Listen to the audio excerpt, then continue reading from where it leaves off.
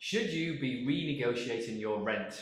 That's the subject of today's edition of Inside AB. I'm Jeremy Lawrence, joined here in the studio by Eddie Taylor.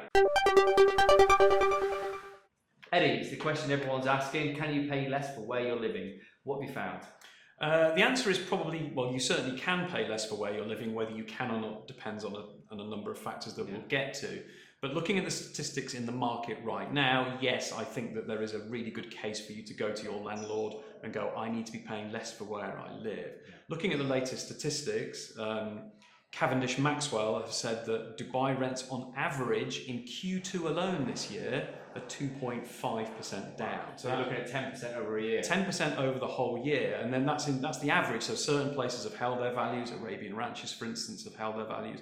Other places have fallen by more than that. So, we are looking at a picture whereby there are good deals to be had. I mean, certain places like International City, the Greens, Discovery Gardens, when you look at the year-on-year comparison, that's sort of 8 to 10% down on the figures there. So yeah, there are deals to be had, and really you could have a good case to go and approach your landlord and go, I need to pay less. All right, before we get into how to approach your landlord, which you looked at, what are the reasons behind this decline? The main one is supply. I mean, there's kind of anecdotal stories of people are leaving Dubai and families are leaving Dubai. That doesn't seem to be the case. We spoke to shipping companies that are saying that the people leaving the country this year, and July tends to be the month when people do leave after the school year, is much less in 2018 than it was in 2017. And their order books for September are actually chock full. People coming in are booking their shipping containers to come in. So it seems that the population is reasonably stable, if not actually having a modest increase. I think 2-3% are the kind of figures that we've heard about. It's really all about supply, because there are much more villas coming onto the market. Residential complexes are now being completed. Keys are being handed over. So you've got traditional kind of really popular rental areas like somewhere like the Springs or the Greens and places like that.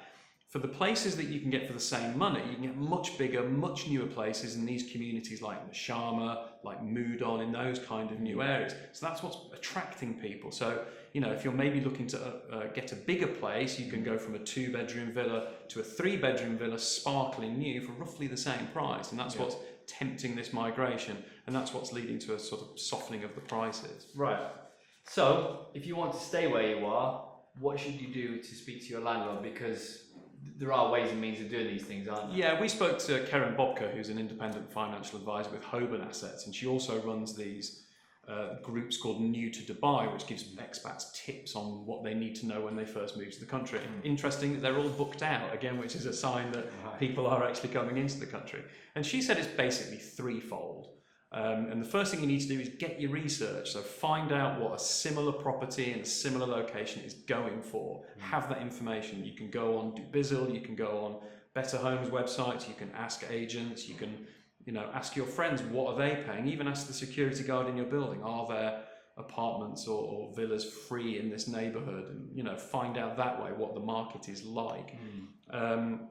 Secondly, this is really important, put it in writing and do it early. Right. So if you've got like a 2-month notice period, which is typical, about a month before that elapses or sort of kicks in, so 3 months out before the end of your lease, put it in writing and put all of these facts down to say why you think a decline in rent might be worthwhile. And the third thing is be polite. Karen comes up with a great phrase, honey always works better than vinegar. Yeah. So be polite, stay, I want to stay, but that the market is down and I think that this should be reflected in my rent, but I'd love to stay. And most landlords will think, I don't want the hassle of trying to find somebody else. You've been a good tenant, you've looked after my place, and any sort of void period that I might look into for you leaving, I may as well just drop the rent, and a short-term loss would mean a long-term gain for them. So it is in landlords' interest to look at this, from their point of view as well.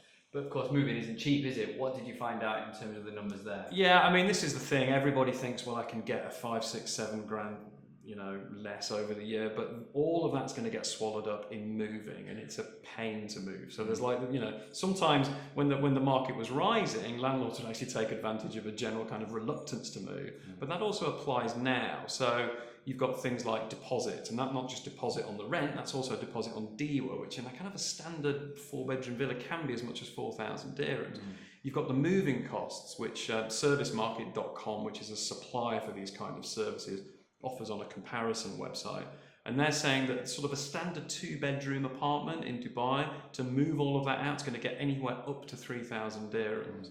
Then you've got things like cleaning, and then you've got things like temporary storage. So when you add all that up together, it's really looking at, it could be up to 10,000 dirhams. So if you're looking at, reducing your rent from, say, 100,000 dirhams to 90,000 dirhams, staying might actually still be a good proposition for you. Even if your landlord doesn't drop the rent, it's still perhaps going to be cheaper to stay.